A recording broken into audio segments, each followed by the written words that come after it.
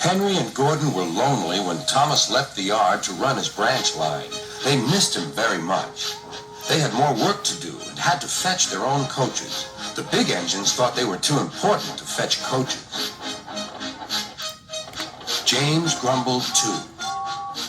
"We get no rest, they all complained. But the coaches only laughed. "You're lazy and slack, they answered. Altogether, the engines were causing Sir Topham Hatt a great deal of trouble.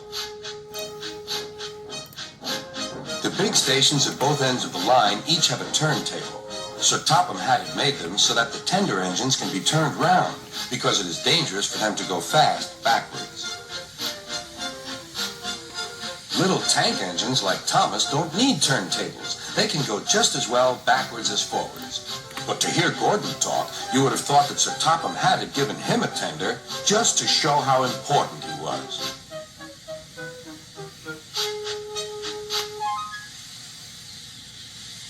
"You don't understand, little Thomas. We tender engines have a position to keep up. It doesn't matter where you go, but we are important. And for Sir Topham Hatt to make us do shunting, fetch coaches, and go on some of those dirty sidings, it's not the proper thing."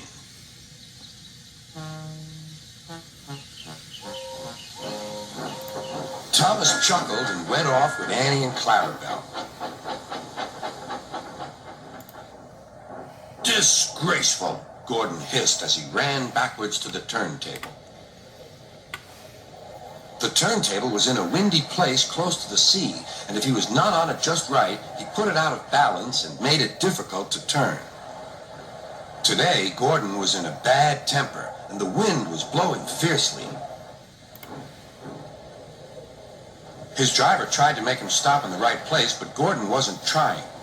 The fireman tried to turn the handle, but Gordon's weight and the strong wind prevented him.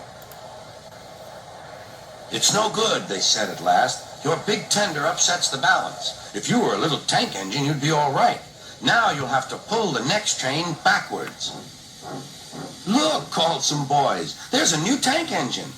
"Oh, it's only Gordon back to front." "Hello," called Thomas. "Playing tank engines? Sensible engine. Take my advice. Scrap your tender and have a nice bunker." Gordon said nothing. Even James laughed when he saw him. "Take care," hissed Gordon. "You might stick too." "No fear," chuckled James. "I'm not so fat as you." "I mustn't stick," thought James. He stopped on just the right place to balance the table. It could now swing easily. Gordon arrived in time to see everything. James turned much too easily. The wind puffed him round like a top. He couldn't stop.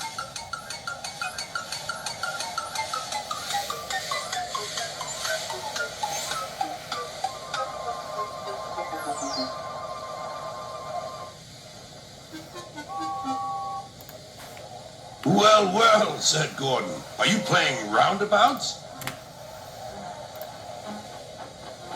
Poor James, feeling quite giddy, rolled off to the shed without a word.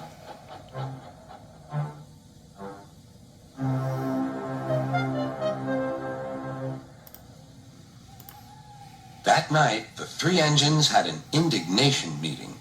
"It's shameful to treat tender engines like this. Gordon has to go backwards, and people think he's a tank engine. James spins round like a top, and everyone laughs at us.